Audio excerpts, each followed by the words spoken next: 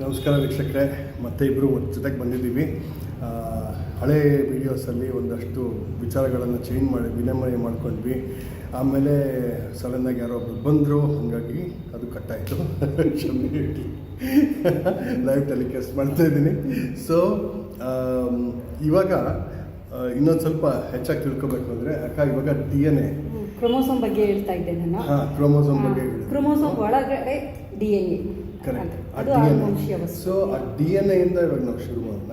ಅದೊಂದು ಚೂರು ನಾವು ಎಲ್ಲಿ ಸ್ಟಾಪ್ ಮಾಡಿದ್ವು ಅಲ್ಲಿಂದ ಅದಕ್ಕೆ ಕಂಟಿನ್ಯೂ ಮಾಡ್ತಾ. ಈಗ ನಮ್ಮ ದೇಹದಲ್ಲಿ ಮನುಷ್ಯನ ದೇಹದಲ್ಲಿರುವ DNA ಇದೆಯಲ್ಲ, ಅಂದರೆ ಕ್ರೋಮೋಸೋಮ್ ಏನಂತಂದರೆ ವರ್ಣತಂತು, ಅದರ ಒಳಗಡೆ DNA ಇದೆ. ಅದು ಥ್ರೆಡ್ ಲೈಕ್ ಸ್ಟ್ರಕ್ಚರ್ ಅಂತ ನಾವು ಅದು ಡಬಲ್ ಹೆಲಿಕಲ್ ಸ್ಟ್ರಕ್ಚರ್ ಇಲ್ಲಿ ಕಾಣ್ತಾ ಇದೆಯಲ್ಲ, ಅದೇ double helical structure. 1953 Watson and Crick ಅಂತ ಇಬ್ಬರು ಸೈಂಟಿಸ್ಟು ಅದು DNA ಡಬಲ್ ಹೆಲಿಕಲ್ ಸ್ಟ್ರಕ್ಚರಲ್ಲಿದೆ ಅಂತ ಕಂಡುಹಿಡಿದ್ರು. ಅದಕ್ಕೆ ಅದರ ಇತಿಹಾಸನ ನೋಡಿದಾಗ ಮೊದಲು DNA ಆನುವಂಶೀಯ ವಸ್ತು ಅಂತ ಗೊತ್ತಿರಲಿಲ್ಲ ಯಾರು. ಒಂದು ರಿಕ್ವೆಸ್ಟ್, ನಮ್ಮಲ್ಲಿ ಇಂಡಿಯಾ ಪ್ಲೇಯರ್ ಜಾಸ್ತಿ ಇದೆ. ಸೊ ಹಂಗಾಗಿ ಒಂದು ಸೇರಿಕೊಂಡು ಇದರಲ್ಲಿ ಹಿಂದೆ ನಮ್ಮಲ್ಲಿ ಯಾರನ್ನ ಕಂಡು ಹಿಡಿದಿದ್ರ ಬಿಫೋರ್? ಇಲ್ಲ, ಅದು ಇಲ್ಲ DNA ಬಗ್ಗೆ ಅಂತ ಸಂಶೋಧನೆ. ಅದು ಮ್ಯಾಥಮೆಟಿಕ್ಸಲ್ಲಿ ನೀವು ಹೇಳ್ದಂಗೆ ರಾಮಾನುಜಮ್ ಅವರು ಬಹಳ ಸಂಶೋಧನೆಗಳನ್ನು ಮಾಡಿದರು. ಮತ್ತು ರಾಮನ್ ಎಫೆಕ್ಟ್ ಅದೆಲ್ಲ ಫಿಸಿಕ್ಸಲ್ಲೆಲ್ಲ ಆಗಿತ್ತು. ಇದರಲ್ಲಿ ಬಯಾಲಜಿ ರಿಲೇಟೆಡಲ್ಲಿ ಅಷ್ಟೊಂದು ನಮ್ಮ ಇಲ್ಲ ಕಾಂಟ್ರಿಬ್ಯೂಷನ್ ಇಲ್ಲ. ಅದು ಜಗದೀಶ್ ಚಂದ್ರ ಬೋಸ್ ಅವರು ಮಾತ್ರ.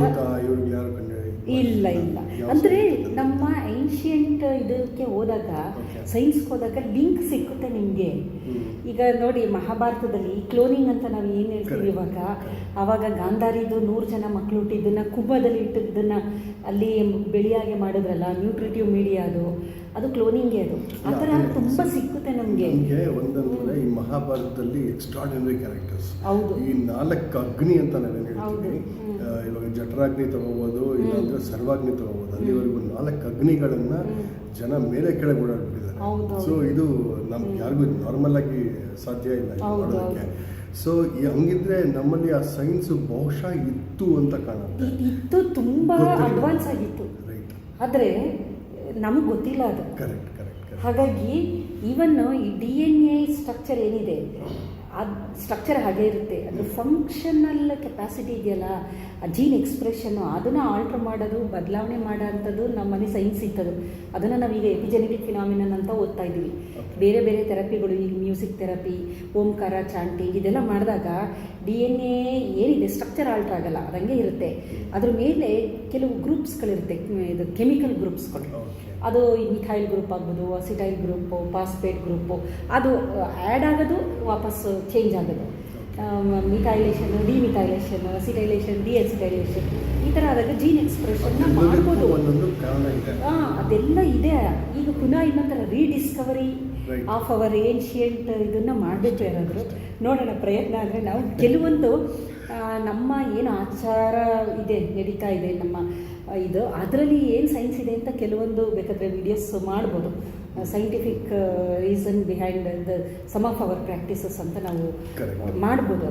ಅದರಲ್ಲಿ ಜೀನ್ಸ್ ತುಂಬ ಬರುತ್ತೆ, ಹೆಂಗೆ ಬರುತ್ತೆ, ಪ್ರೋಟೀನ್ಸ್ ಹೆಂಗೆ ಚೇಂಜ್ ಆಗುತ್ತೆ, ಯಾವುದು ಎಕ್ಸಾಕ್ಟ್ಲಿ ಆ ಥರ ಹೇಳದೆ ಹೋದ್ರೂ ಒಂದು ಏನೋ ಒಂದು ನೀವು ಪ್ರಾಕ್ಟೀಸ್ ಮಾಡ್ತಿರಲ್ಲ, ಅದ್ರ ಹಿಂದೆ ಏನು ಸೈನ್ಸ್ ಇದೆ ಅಂತ ನಾವು ಸೈಂಟಿಫಿಕ್ ಅನಾಲಿಸಿಸ್ನ ಅದನ್ನ ಮಾಡ್ಕೊಂಡಿರ್ಬೋದು. ಈಗ ನಮ್ಮಲ್ಲಿ ನಾನು ಹೇಳಿದೆ ಆನುವಂಶೀಯ ವಸ್ತು DNA ಅಂತ. ಪ್ರತಿಯೊಂದು ನಿರ್ಧಾರ ಮಾಡೋದು DNA. ಅಲ್ಟಿಮೇಟ್ ಅದೇನು ಮಾಡುತ್ತೆ ಹಂಗೆ ಇದೆ ನಾವು ಇರೋ ಅಂಥದ್ದು. ಏನೇ ನಮ್ಮಲ್ಲಿ ಕಲರು ಚೇಂಜ್ ಆಗ್ಬೋದು, ಹೇರ್ ಕಲರು, ಅದರ ಟೆಕ್ಸ್ಚರು, ಸ್ಕಿನ್ದು ಒಳಗಡೆ ಎಲ್ಲ ಇಂಟರ್ನಲ್ಲು ನಮ್ದು ಏನೇನು ಪ್ರಾಸೆಸ್ ಆಗುತ್ತೆ, ಮೆಟಬಾಲಿಕ್ ಪ್ರಾಸೆಸ್ ಆಗ್ಬೋದು, ಅದು ಡೈಜೆಷನ್ನು, ಎಕ್ಸ್ಕ್ರಿಷನು, ರಿಪ್ರೊಡಕ್ಷನ್ನು, ಬ್ರೀದಿಂಗ್ ಎಲ್ಲದೂ it is because of DNA ಅಂತಲೇ ಹೇಳ್ಬೋದು. DNA ಜನಸಾಮಾನ್ಯರಿಗೆ ಅರ್ಥ ಆಗಬೇಕು ಅಂತಂದರೆ ಅದು ಜೆನೆಟಿಕ್ ಮೆಟೀರಿಯಲ್ ಅಂತಂದರೆ ಅಲ್ಲಿ ಏನಾಗುತ್ತೆ ಅಂದರೆ ಅದು ಜನರೇಷನ್ ಟು ಜನರೇಷನ್ನು ಬರ್ತಾ ಇದೆ ಅದು, ಆಯಿತಾ. ಆಮೇಲೆ DNA ಏನಿದೆ ಅಂತಂದರೆ ಕೋಡ್ ಇದೆ. ಸಿಂಪಲಾಗಿ ಇರಬೇಕು ಅಂದರೆ ATGC ಅಂತ ಒಂದಷ್ಟು ಆಲ್ಫಾಬೆಟ್ಸ್ಗಳು ಇದೆ. ಈ ಮೂರು ಸೇರಿಕೊಂಡು 3 ಇರುತ್ತಲ್ಲ, A ಅಂತಿರುತ್ತೆ, TT ಇರುತ್ತೆ, ATGC ಅಂತಿರುತ್ತೆ. ಅದರಲ್ಲಿ 3 ಆಲ್ಫಾಬೆಟ್ಗಳನ್ನ ಅದನ್ನು ತೋರಿಸೋಣ. ಇಲ್ಲಿದೆ ನೋಡಿ ಮೇಲ್ಗಡೆಗೆ, ಇಟ್ ಇಸ್ ದೇರ್. ಅದು ಸೀಕ್ವೆನ್ಸಿಂಗ್ ಮಾಡಿದಾಗ ನಮಗೆ ಗೊತ್ತಾಗೋದು. ಇದು 3 ಸೇರಿ ಒಂದು ಅಮೈನೋ ಆಸಿಡ್ ಆಗುತ್ತೆ. ಅದು ನಾವು ಜೆನೆಟಿಕ್ ಕೋಡ್ ಅಂತ ಅದನ್ನು ಹೇಳ್ತೀವಿ. ಒಂದು ಜೆನೆಟಿಕ್ ಕೋಡ್ ಅಂತಲೇ ಇದೆ. ಯಾವ್ಯಾವ ಅಮೈನೋ ಆಸಿಡ್ 3 ಸೇರಿದ್ರೆ ಯಾವುದು ಈ ನ್ಯೂಕ್ಲಿಯೋಟೈಡ್ ಸೇರಿದ್ರೆ ಒಂದು ಅಮೈನೋ ಆಸಿಡ್ ಆಗುತ್ತೆ ಅಂತ. ಇದೇನಾಗುತ್ತೆ, ಮೆಸೇಜ್ ಇದೆಯಲ್ಲ, ಆ ಮೆಸೇಜು ಕೋಡ್ ಆಗುತ್ತೆ. ಎಂಥ ಬ್ಯೂಟಿಫುಲ್ ಅಂದರೆ ನಿಜವಾಗ್ಲೂ ಇದೆಲ್ಲ ತಿಳಿತಾ ಹೋದರೆ ಆಶ್ಚರ್ಯ ಆಗುತ್ತೆ. ಏನು ಇಷ್ಟೊಂದು ಇಟ್ಸ್ ಅ ಮೆಸ್ಮರೈಸಿಂಗ್. ನಮ್ಮ ದೇಹ ಇದೆಯಲ್ಲ ಅದೇನಂತ ಸುಲಭದ್ದಲ್ಲ ಅದು. ಸೊ ಇದರಲ್ಲಿ ನಾವು 28 ಜೆಂಡರ್ನ ಕಂಡು ಹಿಡಿಯಕ್ಕೆ ಹೋಗ್ತಿದ್ದೀವಿ. ಮತ್ತೆ ಇವಾಗ ಜೆಂಡರ್ನ ಕಂಡು ಹಿಡಿಯೋವಾಗ ಇನ್ನು ಎಷ್ಟೆಷ್ಟು ಏನೇನು ಸಿಗುತ್ತೆ ಗೊತ್ತಿಲ್ಲ. ಏನೇನು ಸಿಗುತ್ತೆ, ಏನೇನು ಚಿತ್ರಗಳು ನಮಗೆ ಕಣ್ಮುಂದೆ ಬರುತ್ತೋ ಗೊತ್ತಿಲ್ಲ.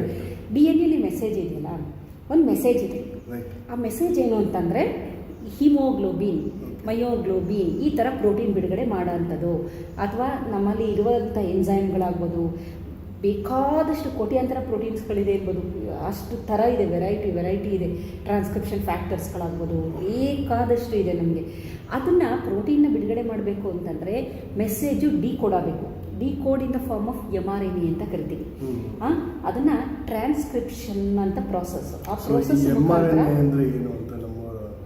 ಅದು ಈಗ ಕೋಡ್ ಆಗಿರುತ್ತಲ್ಲ ಫಾರ್ಮ್, ಅದು mRNA, messenger RNA. Messenger RNA ಅಂದರೆ ರೈಬಾಕ್ಸಿ ನ್ಯೂಕ್ಲಿಯಸ್ ಆಸಿಡ್. ಈ mRNA ಇದೆಯಲ್ಲ, ಈ mRNA ಪುನಃ ಟ್ರಾನ್ಸ್ಲೇಷನ್ ಅಂತ ಆಗ್ಬಿಟ್ಟು ಇನ್ನೊಂದು ಪ್ರಾಸೆಸ್ಸು, ಅಲ್ಲಿ ಪ್ರೋಟೀನ್ನ ಬಿಡುಗಡೆ ಮಾಡೋದು. ಆಯಿತಾ? ಹಾಗಾಗಿ ಪ್ರೋಟೀನ್ ಸಿಂಥಸೈಸ್ ಆಗೋದು ತುಂಬ ಕಾಂಪ್ಲಿಕೇಟೆಡ್. ಪ್ರತಿ ಹಂತದಲ್ಲೂ ಚೆಕ್ ಪಾಯಿಂಟ್ಸ್ ಇರುತ್ತೆ. ಅದು ಸರಿಯಾಗಿ ಆಗಲಿಲ್ಲ ಅಂತಂದರೆ ಅದನ್ನು ಅಲ್ಲೇ ತಡೆಗಟ್ಟುತ್ತೆ. ತುಂಬ ವೆರಿ ಆ್ಯಕ್ಯುರೇಟ್ ಆಗಿ ನಡೆಯುವಂಥದ್ದು ಇದು. ಈ ಪ್ರೋಟೀನ್ ಬಿಡುಗಡೆ ಆಗುತ್ತಲ್ಲ, ಅದು that is involve in everything. ಈಗ ಏನಾಗ್ತಾಯಿದೆ, ಕಾಯಿಲೆ ಏನಕ್ಕೆ ಬರುತ್ತೆ, ಇದು ನಾರ್ಮಲ್. ಕಾಯಿಲೆ ಏನಕ್ಕೆ ಬರುತ್ತೆ ಅಂತಂದರೆ DNA ಯಾವುದೋ ಒಂದು ಹೊರಗಡೆಯಿಂದ ನಾವು ಯಾವುದೋ ಒಂದು food additives, colouring agent, preservative ಏನೋ ಒಂದು ತಿಂತೀವಿ, ಅದು DNA ಡ್ಯಾಮೇಜ್ ಮಾಡುತ್ತೆ. DNA ಡ್ಯಾಮೇಜ್ ಆದಾಗ ಅಲ್ಲೂ ಸಹ DNA ರಿಪೇರ್ ಮಾಡೋಂಥದ್ದು DNA ರಿಪೇರ್ ಎನ್ಸೈಮ್ ಅಂತ ಇದೆ. ಬೇಕಾದಷ್ಟು ಎನ್ಸೈಮ್ ಇರುತ್ತೆ. ಅದು ಏನಾಗುತ್ತೆ, ಆ ಡ್ಯಾಮೇಜಸ್ನ ರಿಪೇರ್ ಮಾಡ್ತಾ ಬರುತ್ತೆ. ಎಲ್ಲಿ ನಾವು ಪ್ರತಿ ಸಲನೂ ಎಕ್ಸ್ಪೋಸ್ ಆಗ್ತೀವಿ, ಪ್ರತಿದಿನ ಗೋಬಿ ಮಂಚೂರಿ ಅದು ಇದು ಅಂದರೆ ಯಾವಾಗಲೂ ಒಂದೊಂದ್ಸಲ ಆದರೆ ಓಕೆ, ದೇಹ ತಡೆಯುತ್ತೆ. ದಿನ ನಾನು ಹೊರಗಡೆ ಜಂಕ್ ತಿಂತೀನಿ ಫುಡ್ ಅಂತ ಹೋದಾಗ ಏನಾಗುತ್ತೆ, ಈ ಡ್ಯಾಮೇಜ್ ಆಗಾದಾಗ ಆ ರಿಪೇರ್ ಎನ್ಸೈಮ್ಸ್ ಏನಿರುತ್ತೆ ಅದು it is not sufficient to repair it. ಈ ಡ್ಯಾಮೇಜ್ ಜಾಸ್ತಿ, ರಿಪೇರ್ ಕಮ್ಮಿ. ಅವಾಗ ಏನಾಗುತ್ತೆ, ಈ ಮೆಸೇಜ್ DNA ಮೆಸೇಜ್ ಇರುತ್ತಲ್ಲ, ATG ಅಂತ ಏನಾದ್ರು ಇತ್ತು ಅಂದರೆ AAA ಆಗಿಬಿಡುತ್ತೆ. ಸೊ ಆವತ್ತು ಕೋಡ್ ಆದಾಗ mRNA ರಾಂಗ್ ಮೆಸೇಜು, ಆಗ ಟ್ರಾನ್ಸ್ಲೇಷನ್ ಆಗಿ ಪ್ರೋಟೀನ್ ಆಗಬೇಕಾದ್ರೆ ರಾಂಗ್ ಪ್ರೋಟೀನ್ ಅಂದರೆ ಡಿಸೀಸ್. ಸಿಂಪಲಾಗಿ ಹೇಳಬೇಕು ಅಂದರೆ ಡಿಸೀಸ್ ಏನಕ್ಕೆ ಬರೋದು ಅಂದರೆ DNA ಮೆಸೇಜ್ ಸರಿಯಾಗಿ ಕೋಡ್ ಆಗಿಲ್ಲ. ಹಾಗಾಗಿ ರಾಂಗ್ ಪ್ರೋಟೀನ್ ಉತ್ಪಾದನೆ ಆಗಿದೆ. ರಾಂಗ್ ಪ್ರೋಟೀನಿಂದ ಡಿಸೀಸ್. ಈ ಕರೆಕ್ಟಾಗಿರೋ ಪ್ರೋಟೀನು ಎಷ್ಟು ಬೇಕೋ ಅಷ್ಟು ಪ್ರೋಟೀನ್ ಬಿಡುಗಡೆ ಆದರೆ fine, that is a healthy. ಯಾವಾಗ ಹೊರಗಡೆಗೆ ಇವಾಗ ಯಾವುದೋ ಹಳಸೋಗಿರೋ ಊಟ ತಿಂತೀವಿ, ಇನ್ನೇನೋ ಒಂದು ತಿಂದ್ಬಿಡ್ತೀವಿ, ಸಡನ್ನಾಗಿ ನಮ್ಮ ದೇಹ ಅದನ್ನು ಹೊರಗಡೆ ಹಾಕೋದಕ್ಕೆ ಪ್ರಯತ್ನ ಪಡುತ್ತೆ. ಖಂಡಿತ ಲಾಟ್ ಆಫ್. ಅದಕ್ಕೆ ನಮ್ಮದು ಲಿವರ್ ಇದೆಯಲ್ಲ, ಅದು ಒಂಥರ ಫ್ಯಾಕ್ಟ್ರಿ ಥರ. ಅಲ್ಲಿ ಎಲ್ಲ ಡಿಟಾಕ್ಸಿಫಿಕೇಷನ್ ಪ್ರೊಸೆಸ್ಸು ನಡೆಯೋದು. ಅದಕ್ಕೆ ನಮ್ಮ ಲಿವರ್ ಚೆನ್ನಾಗಿಟ್ಕೋಬೇಕು ನಾವು. ಆಲ್ಕೋಹಾಲ್ ಇದೆಲ್ಲ ಸೇವನೆ ಮಾಡೋರಿಗೆ ಲಿವರ್ ಡ್ಯಾಮೇಜ್ ಆದರೆ ಆ ಡಿಟಾಕ್ಸಿಫಿಕೇಷನ್ ಪ್ರೊಸೆಸ್ ಸರಿ ಆಗೋದಿಲ್ಲ.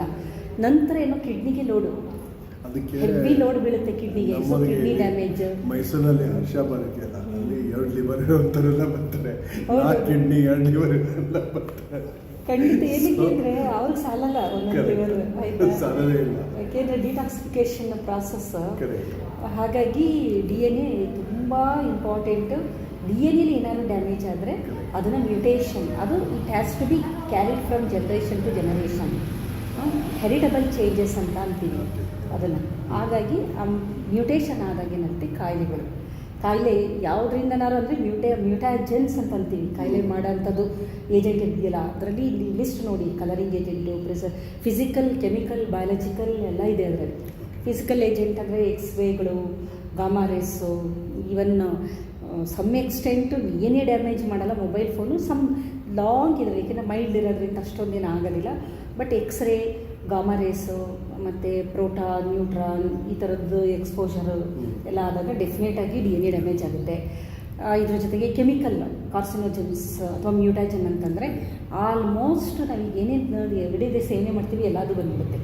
ಎಲ್ಲ ರಾಸಾಯನಿಕಗಳು, ಅದು pesticide, fungicide, herbicide, colouring agent, preservatives, ಈ ಫುಡ್ ಎಡಿಟಿವ್ಸ್ಗಳು, ಎಲ್ಲ ಆಮೇಲೆ ಎಫ್ಲಾಟಾಕ್ಸಿನ್ ಅಂತ ಒಂದು ಇದು ಇದೆಯಲ್ಲ ಫಂಗಲ್ ಇದು ನೀವು ಈಗ ಈರುಳ್ಳಿ ಮೇಲೆಲ್ಲ ಕಪ್ಪಿರೋದನ್ನ ನೋಡಿರ್ತೀರಾ ಅದು, ಅಥವಾ ಈ ಕಡಲೆಕಾಯಲ್ಲಿ ಒಂಥರ ಗ್ರೀನ್ ಕಲರ್ ಮೌಲ್ಡ್ ಬೆಳೆದಿರುತ್ತೆ, ಅದು ಎಫ್ಲಾಟಾಕ್ಸಿನ್ ಅಂತ.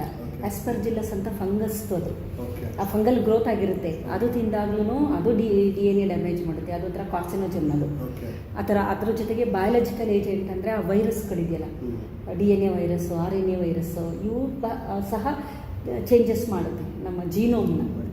ಹಾಗಾಗಿ ಸಿಕ್ಕಾಪಟ್ಟೆ ಇದೆ, ಇದರಿಂದ ಎಲ್ಲ ಪ್ರೊಟೆಕ್ಟ್ ಮಾಡ್ಕೋಬೇಕು. ಹಾಗಾಗಿ ನಮಗೆ ಇಂಜೆಕ್ಷನ್ನು ಮಾತ್ರೆಗಳು ಎಲ್ಲ ಬೇಕು,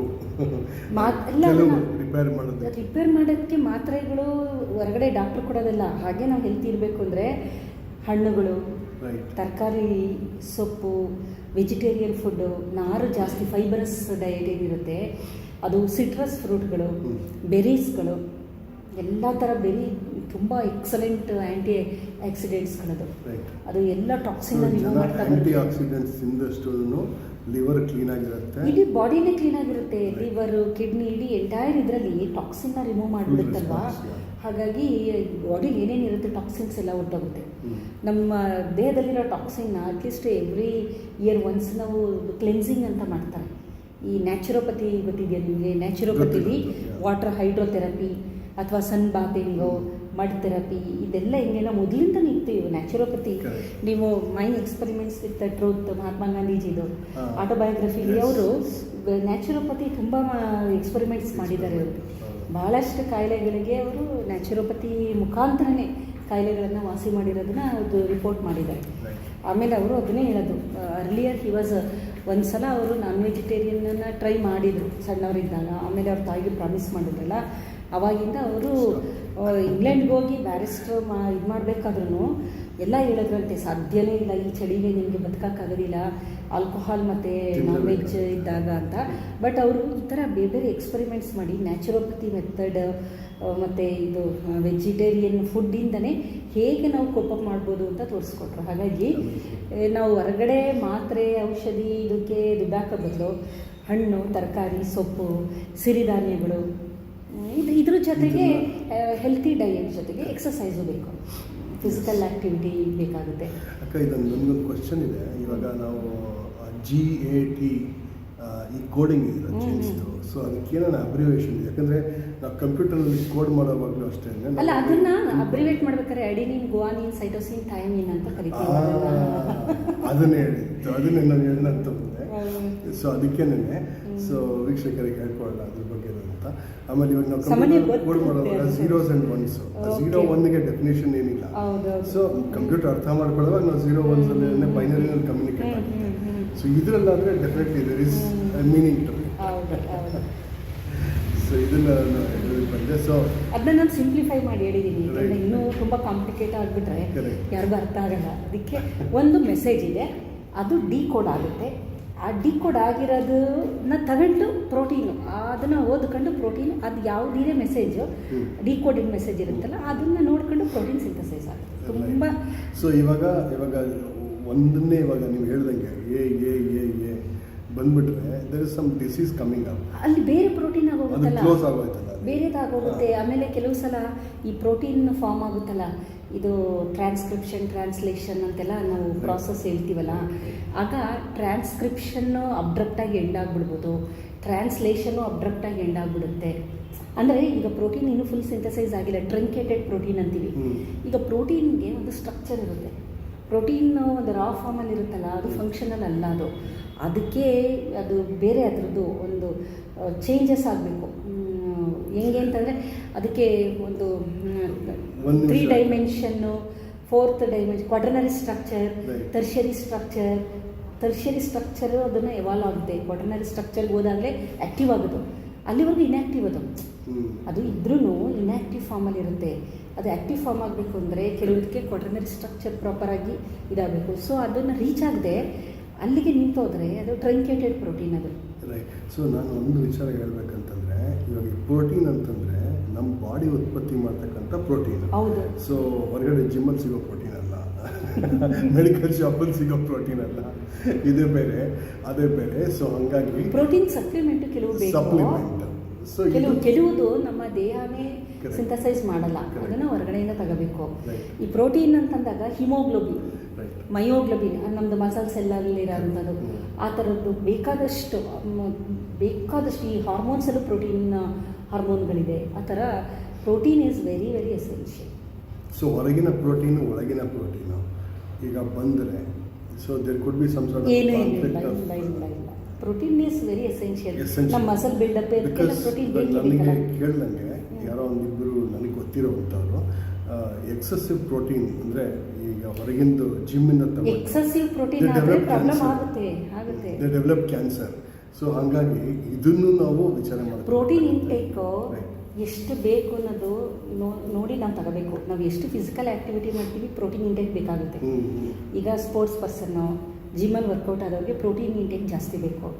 ಅದು ವಿತೌಟ್ ದ್ಯಾಟ್ ನಾವು ಎಕ್ಸಸೈಸ್ ಜಾಸ್ತಿ ಏನೋ ಅಂತ ಸ್ಟ್ರೈನಸ್ ಎಕ್ಸಸೈಸ್ ಮಾಡ್ತಿಲ್ಲ ಅಂದಾಗ ಪ್ರೋಟೀನ್ ಇಂಟೇಕು ಆ ಲೆವೆಲಲ್ಲಿ ಬೇಡ ನಮಗೆ. ಬಟ್ ಪ್ರೋಟೀನ್ ಬೇಕು. ಪ್ರೋಟೀನ್ ಇಸ್ ನಮ್ಮದು ಬ್ಯಾಲೆನ್ಸ್ ಡಯಟಲ್ಲಿ carbohydrate, protein, fat, minerals, vitamins, trace element ಎಲ್ಲ ಬೇಕಲ್ವಾ.